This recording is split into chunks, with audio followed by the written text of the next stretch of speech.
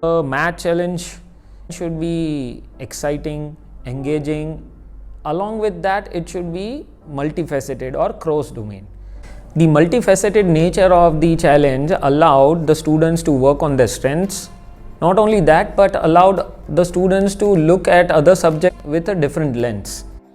Given the fact that it was a math challenge was something that I would do at last, like I hated doing maths, but the idea of how all of these subjects are interrelated to maths, and that didn't scare me away from maths. I actually started liking to think from the maths aspect.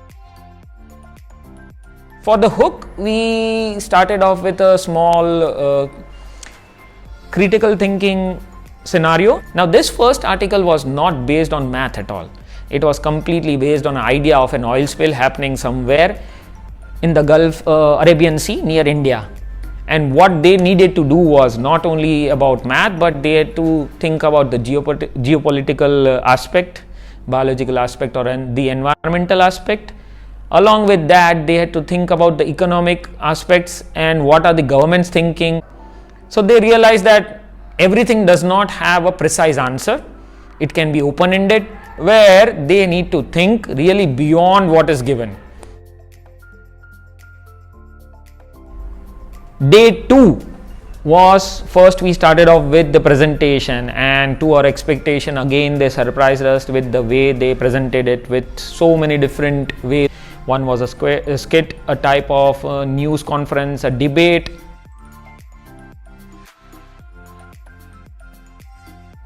And then came day 3. All the groups were together. That was again one more important thing, because each group knew what they wanted. So teachers giving in feedback, students or peers giving in feedback, experts giving in feedback. The feedback from the external jury members has a significant effect on the student learning and has been described as the most powerful single moderator that enhances achievement.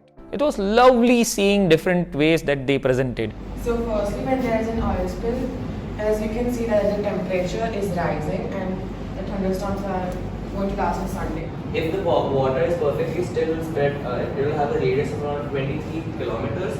But since there's a northern current of around... And then I've taken the velocity of the flow of oil firstly in the tank at what velocity is... Okay, what is this H1 and H2? But I like the fact that you guys said that the rate of flow will change. That's something that I assumed that you had. You said that because it's increasing in the cross-section area and stuff. I looked back upon my own education in grade 12. This was, we're talking about 1991 over here. There's nothing. There's nothing like what we would have not even thought of doing a case study or a presentation like this back in those times. When I originally saw the video, I was fascinated by how people of different ideas and thought processes came together and merged their ideas, and they said something that really stuck with me, which was never reject any idea, and chaos is always not bad.